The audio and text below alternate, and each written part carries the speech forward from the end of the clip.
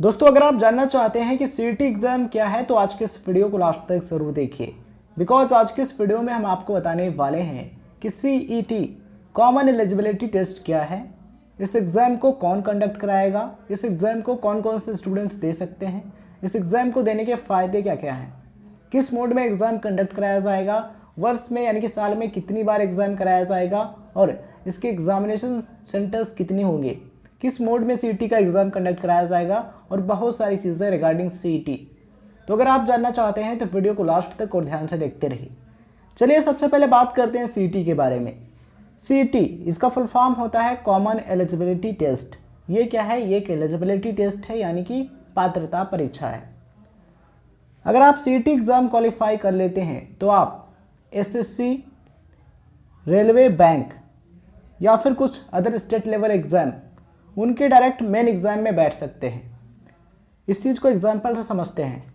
Suppose कीजिए SSC का कोई एग्ज़ाम है, उसमें सबसे पहले आपको प्रीलिमिनरी क्लियर करना है, उसके बाद मेन एग्ज़ाम, फिर इंटरव्यू या फिर डॉक्यूमेंट वेरिफिकेशन।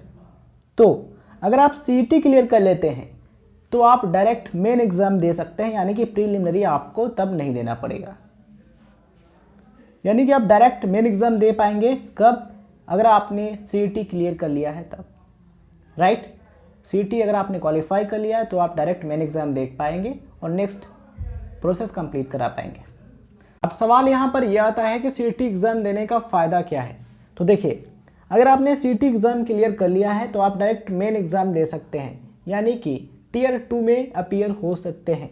सपोज कीजिए एसएससी, बैंक या फिर रेलवे किसी का वैकेंसी निकला है और उसमें सिलेक्शन प्रोसेस क्या है? उसमें सिलेक्शन प्रोसेस इस तरीके से है, tier 1, tier 2, then document verification और interview.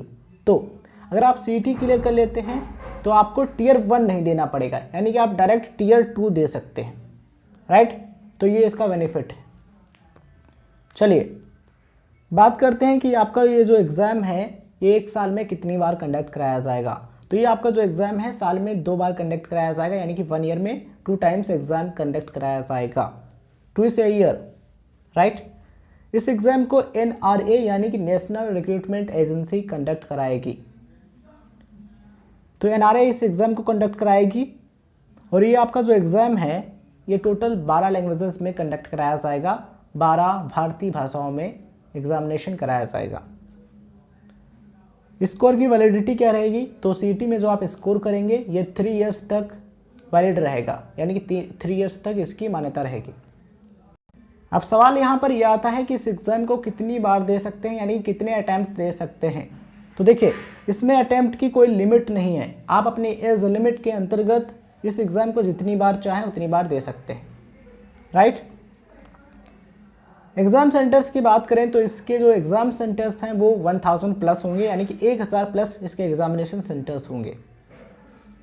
Mode of exam online यानी कि कंप्यूटर बेस्ड। तो इसका मोड क्या रहेगा? ऑनलाइन मोड रहेगा, कंप्यूटर बेस्ड आपका टेस्ट होगा, जिसमें क्या होगा, मल्टीपल चॉइस टाइप क्वेश्चंस देखने को मिलेंगे, यानी कि ऑब्जेक्टिव क्वेश्चंस आपको इसमें मिलेंगे।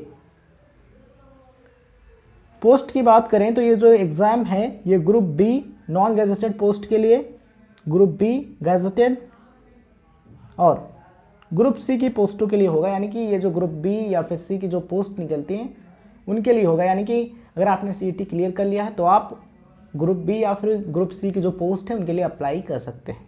बात करते हैं कि सीईटी एग्ज़ाम कौन कौन दे सकता है। तो देखिए, सीईटी का जो एग्ज़ाम है 3 टाइप से कंडक्ट कराया जाएगा।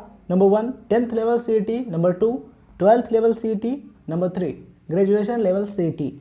अगर आप 10th पास हैं तो आप 10th लेवल का सीईटी एग्ज़ाम दे सकते हैं, अगर आप 12th पास हैं तो आप 12th लेवल का सीईटी एग्ज़ाम दे सकते हैं। अगर आपने ग्रेजुएशन कंप्लीट कर लिया है, यानी कि अगर आपने बैचलर डिग्री कंप्लीट कर ली है जैसा कि बीए, बीएससी या फिर बीटेक या फिर बीबीए, तो आप ग्रेजुएशन लेवल का सीईटी एग्ज़ाम दे सकते हैं और ग्रेजुएशन लेवल की जो वैकेंसी निकलती है उसमें आप इसे अप्लाई कर सकते हैं। अगर आप सीईटी का एग्ज़ाम क्लियर करेंगे तो आपको सीईटी का सर्टिफिकेट मिलेगा, वो सर्टिफिकेट आप उसमें लगा सकते हैं और डायरेक्ट आप मेन एग्ज़ाम दे सकते हैं। तो ये रहेगा सिस्टम।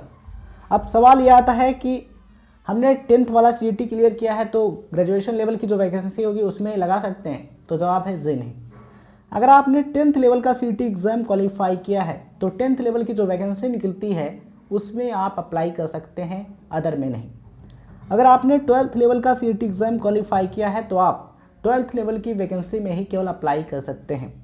अगर आपने ग्रेजुएशन लेवल का CET क्लियर किया है तो आप ग्रेजुएशन लेवल की जो वैकेंसी निकलेगी उसमें आप उसे लगा सकते हैं, उसका सर्टिफिकेट, राइट। और यहाँ पर एक क्वेश्चन ये भी क्रिएट होता है कि हमने ग्रेजुएशन वाला CET एग्ज़ाम क्लियर किया है तो क्या 12th वाले में लगा सकते हैं? तो बिल्कुल नहीं। अगर आपने ग्रेजुएशन लेवल का CET क्लियर किया है तो आप केवल ग्रेजुएशन लेवल की जो वैकेंसी निकलती है उसमें ही उस सर्टिफिकेट को अप्लाई कर सकते हैं, अदर में नहीं। अगर आपको 10th 12th ग्रेजुएशन किसी भी लेवल की वैकेंसी के लिए अप्लाई करना है तो आपको ये तीनों CET एग्ज़ाम देने होंगे। यानी कि अगर आप चाहते हैं कि 10th लेवल की वैकेंसी आए उसमें भी हम अपीयर हो जाएं, 12th लेवल की वैकेंसी आए उसमें भी अपीयर हो जाएं और ग्रेजुएशन लेवल की जो वैकेंसी आए उसमें भी अपीयर हो जाएं, तो आपको ये तीनों CET एग्ज़ाम देने होंगे, तभी आप उसके लिए अप्लाई कर सकते हैं। आई थिंक आपका कन्फ्यूज़न बिल्कुल दूर हो गया होगा और बहुत सारे स्टूडेंट्स के क्वेश्चन भी थे इस टॉपिक के रिगार्डिंग। तो CET का जो एग्ज़ाम है ये सेंट्रल लेवल के government exams and some state level के जो गवर्नमेंट एग्ज़ाम्स हैं उन पर भी अप्लाई हो सकता है। अगर स्टेट गवर्नमेंट अलाउ करती है तो स्टेट गवर्नमेंट के जो गवर्नमेंट एग्ज़ाम्स हैं उन पर भी CET अप्लाई हो सकता है। और रही कि CET एग्ज़ाम कब कंडक्ट कराया जाएगा, तो CET जो एग्ज़ाम है ये सितंबर 2021 यानी कि सितंबर 2021 में कंडक्ट कराया जा सकता है। सितंबर 2021 में CET की परीक्षा कराई जा सकती है। और सवाल यहाँ पर यह भी बनता है कि CET का सिलेबस क्या रहेगा, तो अभी तक CET का सिलेबस डिक्लेयर नहीं किया गया है कि CET का ये सिलेबस रहेगा। तो जैसे ही कोई CET के रिगार्डिंग इन्फॉर्मेशन आती है वो हम आप सभी तक वीडियो के माध्यम से शेयर कर देंगे। अगर आप ऐसी मोस्ट इन्फॉर्मेटिव वीडियो देखना चाहते हैं तो अभी सब्सक्राइब कर लीजिए राइट इन्फो क्लब को, जहाँ पर आपको मिलती है right information, right guidance. Subscribe करने के बाद ऑल नोटिफिकेशन पर क्लिक कर लीजिएगा, जिससे आपको आने वाले वीडियोज़ के नोटिफिकेशन मिलते रहेंगे। अगर आपको ये वीडियो इन्फॉर्मेशन अच्छी लगी हो तो इस वीडियो को लाइक और शेयर अधिक से अधिक कीजिए।